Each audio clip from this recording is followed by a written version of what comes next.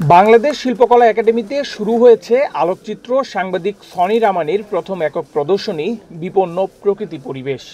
৬০টির বেশি ছবি ও একটি ভিডিও ইনস্টলেশন দিয়ে সাজানো এই প্রদর্শনীতে উঠে এসেছে ঢাকার পরিবেশগত বিপর্যয়ের বাস্তব চিত্র।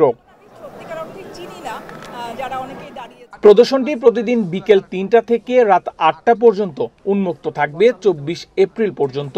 এইটা আমার ৭-৮ বছর ধরে কাজ করা এই ছবিগুলো নিয়ে। এখানে কিছু কিছু ছবি দেশের বাইরে এবং দেশে পুরস্কার পাওয়া, পলিটিক্যাল কাজ আছে, পরিবেশ নিয়ে কাজ আছে, অনেকগুলো আছে। কারণ আসলে সবার সামনে নিয়ে আসার মতো কাজ আমি মনে করছি এই সময় এইটাই আমার জন্য ভালো।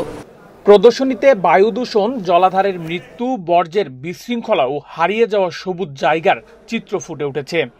একটা খেলার মাঠ, পরিষ্কার খেলার মাঠ, সেখানে ছেলে মেয়েরা বাচ্চারা খেলবে, অন্যরা হাঁটাহাঁটি করবে, বসবে, একটু গাছপালা থাকবে, সেখানে গাছের বাতাস থাকবে। এটা হচ্ছে একটা স্বাভাবিক দৃশ্য।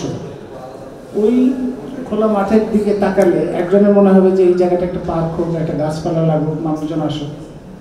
আবার কারো মনে করবে, কারো হয়তো পকেট থেকে ক্যালকুলেটর বের করবে যে ওই জায়গাটায় কনস্ট্রাকশন করলে, একটা বিল্ডিং তুললে কিংবা ওইখানে কিছু স্ট্রাকচার বানাইলে কীরকম মুনাফা হতে পারে। মুনাফা যখন মাথার মধ্যে ঢুকে যায় তখন প্রকৃতি তখন একটা মুনাফার একটা উৎসব পরিণত হয়।